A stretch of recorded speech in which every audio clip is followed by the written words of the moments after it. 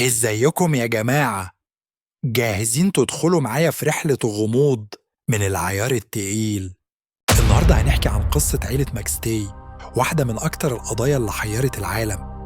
في فبراير 2010 بمدينة فالبروك بكاليفورنيا اختفت عيلة كاملة، جوزيف وسامر وأولادهم الصغيرين، جياني وجوزيف الصغير. زي ما يكون الزمن وقف عندهم. بيتهم لقوه متروش، أكل على الترابيزة، كلابهم جعانين، وسيارتهم لسه في الجراج. ومن ساعتها بدأ لغز مليان أسئلة. هم راحوا فين؟ اتهربوا؟ اتخطفوا؟ ولا في جريمة حصلت؟ ازيكم يا شباب؟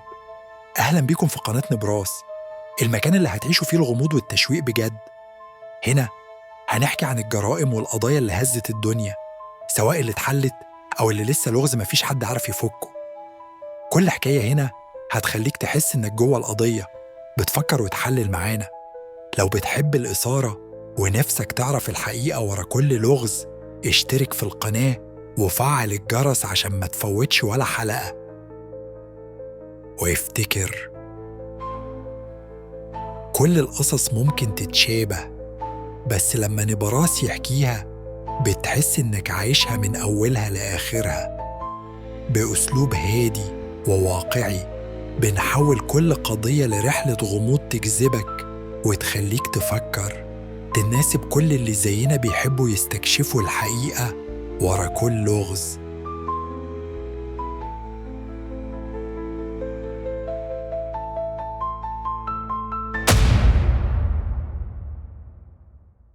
تخيل نفسك في فبراير 2010 في مدينة فالبروك، كاليفورنيا، حيث الهدوء بيغطي الشوارع زي الضباب. بيوت صغيرة مرتبة، أشجار نخيل بتتهز مع الريح، وصوت الطيور اللي بيخلي المكان يحسسك إنه جنة على الأرض. بس في وسط الهدوء ده حصلت واحدة من أغرب قصص الجريمة اللي هتخليك تفكر مرتين قبل ما تمشي لوحدك بالليل. عيلة ماكستاي، جوزيف 40 سنة، سامر 43 سنة، وابنهم الصغيرين جاني 4 سنين، وجوزيف الصغير 3 سنين، اختفوا فجأة زي ما يكون الأرض ابتلعتهم.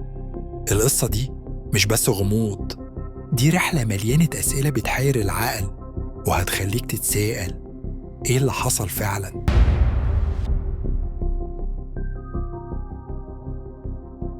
يوم 4 من فبراير عام 2010 مايكل أخو جوزيف حس إن في حاجة غلط.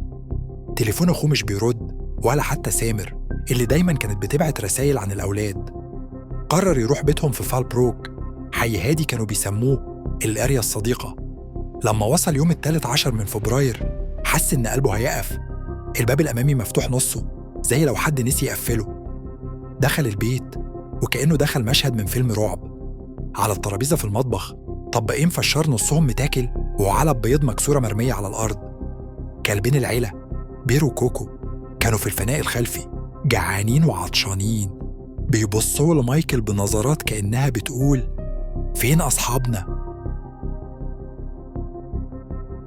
الغريب إن سيارة العيلة إيزوزو تروبر بيضة موديل 69 كانت لسه في الجراج. شنطة سامر فيها بطاقاتها ومفاتيحها كانت مرمية على الكاونتر. حتى جوازات السفر بتاعتهم كانت موجودة. يعني إزاي عيلة تسيب كل حاجة وتختفي كده؟ مايكل اتصل بالشرطة يوم 15 من فبراير، ومن هنا بدأت رحلة الغموض. تخيل معايا، لو أنت مكان مايكل ودخلت بيت أخوك ولقيته فاضي كده، هتعمل إيه؟ هتحس إن في حاجة مش طبيعية، صح؟ الشرطة من مقاطعة سان دييجو بدأت التحقيق على طول. فتشوا البيت يوم 19 من فبراير، بس ملقوش أي أثر لعنف، لا دم، لا كسر، لا أي حاجة تقول إن في جريمة حصلت. بس الأكل اللي على الترابيزة والبيض المكسور كانوا زي إشارة إن في حاجة حصلت بسرعة. الجيران قالوا إنهم شافوا جوزيف يوم 3 من فبراير بالليل بيتكلم مع حد غريب في عربية قرب البيت. بس مين الراجل ده؟ وإيه اللي كان بيحصل؟ محدش عارف.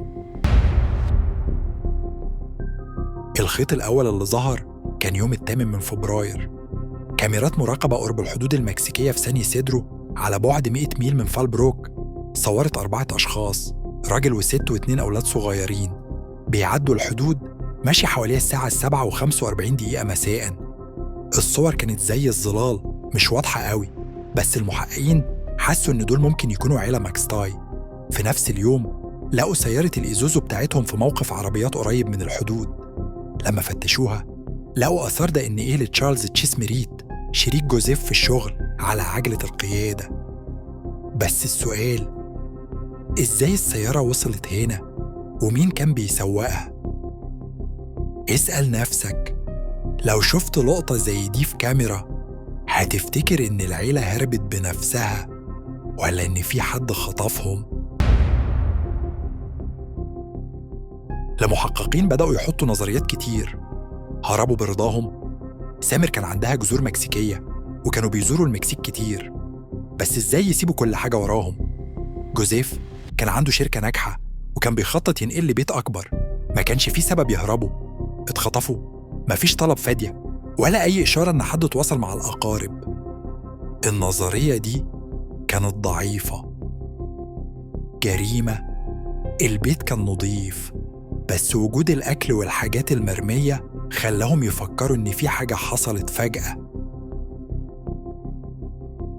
في نوفمبر 2020 باتريك والد جوزيف بدأ يدور في إيميلات ابنه بنفسه.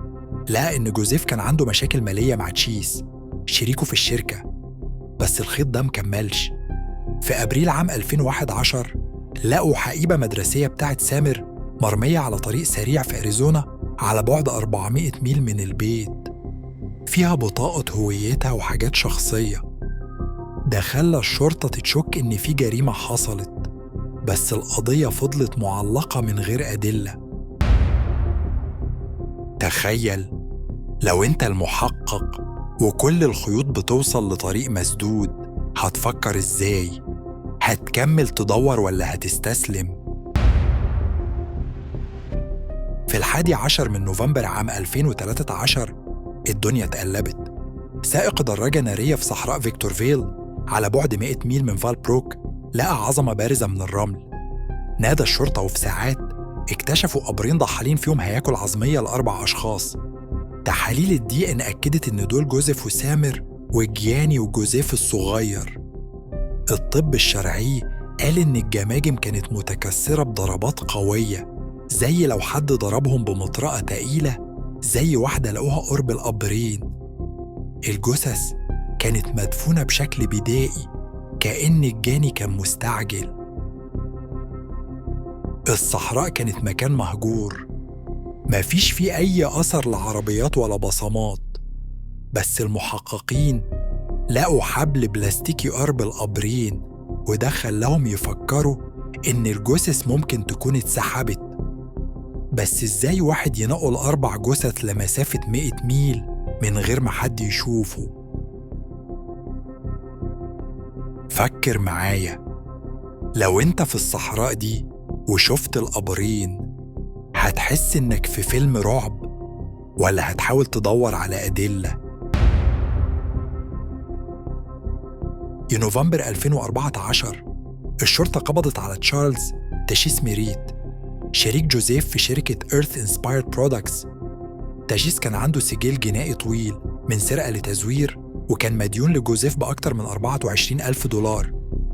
المحققين لقوا إن تشيس كان آخر واحد اتكلم مع جوزيف يوم 4 من فبراير في مكالمة الساعة 4:20 مساء. كمان لقوا إنه سحب $7,000 من حساب جوزيف بشيكات مزورة بعد الاختفاء. الأدلة ضد تشيس كانت DNA، آثار DNA بتاعته على سيارة العيلة. الدافع كان غارقاً في ديون بسبب الإمار وخايف إن جوزيف يكتشف سرقته. التناقضات، قال إنه شاف جوزيف ربع ساعة يوم الاختفاء، بس بعدين غير كلامه. بس المشكلة إن مفيش أدلة مادية مباشرة في البيت أو في الصحراء، حتى المطرقة اللي لقوها ما كانش عليها بصمات. في يناير 2019 بدأت محاكمة تشيس في سان برناردينو. الادعاء قال إن تشيس قتل العيلة في بيتهم عشان يخلص من ديونه، وبعدين نقل الجثث للصحراء. قدموا أدلة زي الشيكات المزورة وإشارة تليفون وقرب بيت العيلة. الدفاع رد وقال إن لقطات الحدود بتثبت إن العيلة كانت عايشة يوم 8 فبراير، وإن مفيش دليل مادي يربط تشيس بالقتل. في 10 يونيو 2019 هيئة المحلفين حكمت إن تشيس مذنب، وفي يناير 2020 خد حكم بالإعدام. بس القضية لسه في الاستئناف، وفي ناس بتقول إن تشيس ممكن يكون بريء. سؤال ليك، لو أنت في المحكمة هتصدق مين؟ الادعاء ولا الدفاع؟ الألغاز اللي لسه عايشة. القضية دي زي لوحة غموض ناقصة قطع. إزاي تشيس قتل 4 أشخاص من غير أي أثر في البيت؟ مين كانوا الأشخاص في لقطات الحدود؟ إزاي نقل الجثث لوحده للصحراء؟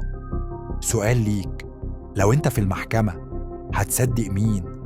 الادعاء ولا الدفاع؟ عيلة ماكستاي كانت زي أي عيلة بتحلم بحياة هادية، بس اللي حصلهم حطهم في قلب قصة هزت أمريكا. لحد النهاردة الناس بتتكلم عنهم في برامج زي 40 Hours وعلى إكس وريدت. الحقيقة الكاملة ممكن تكون لسه مدفونة في رمال فيكتور فيل. آخر سؤال، لو أنت المحقق هتفضل تدور على إجابات ولا هتسيب القضية دي زي ما هي؟